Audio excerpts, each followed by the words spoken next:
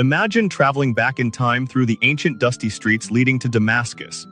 It is about 36 CE and a man named Saul, a Jew from Tarsus, is on his way, tasked with persecuting the followers of Jesus of Nazareth, whom he sees as a threat to Jewish tradition. Born in Tarsus, Turkey, he was a Roman citizen and deeply connected to Jewish traditions. He was educated in Jerusalem by the renowned Rabbi Gamaliel, and was proficient in Greek and Latin, reflecting the Greco-Roman influence in his training.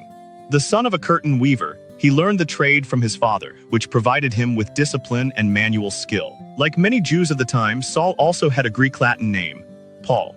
This choice, probably motivated by the sound similarity, would gain new meaning throughout his life. Saul was known for his intelligence and argumentative ability, and he is noted in the Acts of the Apostles and his letters, which later formed an essential part of the New Testament. He never knew Jesus personally, but he was a leading persecutor of Christians. To Saul, Christianity represented a dangerous sect that needed to be contained. The first time the scriptures mention Saul is in the account of the murder of Stephen, the first Christian martyr in Jerusalem. Saul persecuted the church, going from house to house and dragging out both men and women. Acts 8:3. Fear of his actions caused the disciples to seek refuge in distant cities, such as Damascus. With the high priest's permission, Saul went to arrest the Christians who had fled from Jerusalem. He fell to the ground and heard a voice say to him, "Saul, Saul, why do you persecute me?" "Who are you, Lord?" Saul asked. "First am Jesus, whom you are persecuting.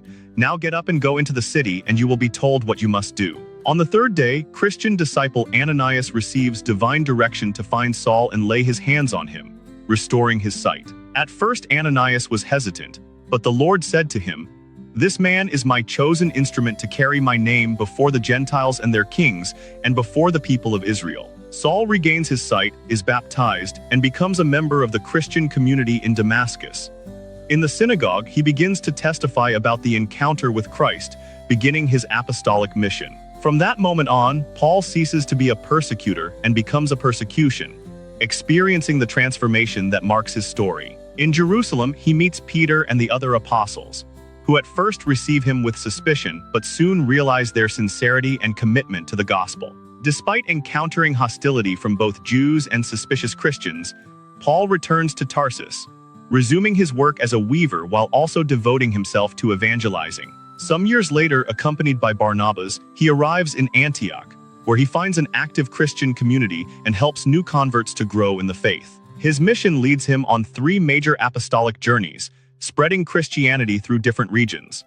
On the first trip, he passes through Cyprus and cities in Galatia, founding communities and returning to Antioch and Jerusalem to debate the inclusion of Gentile converts. He then traveled through Macedonia and Achaia and stayed in Corinth for a year and a half. Then he went to Ephesus and Jerusalem and then to Antioch. During his mission, Paul faces challenges, such as disputes with James about the practices of Jewish law in Gentile Christian communities. Accused of preaching against the law and desecrating the temple, he is arrested in Jerusalem. Using his rights as a Roman citizen, he appeals to Caesar and is sent to Rome. In Rome, he met Peter and participated in the local Christian community. After a period in freedom, he was again arrested during Nero's reign and sentenced to death. Paul was beheaded on the Via Auschwitz, while Peter was crucified on the Vatican Hill. According to tradition, both were martyred on June 29, 67 AD. On the tombs of Peter and Paul were built the basilicas that bear their names, enduring symbols of their faith and dedication. From persecutor to apostle, Paul bears witness to God's mercy and the power of the encounter with Christ. His dedication and courage continue to inspire millions of Christians.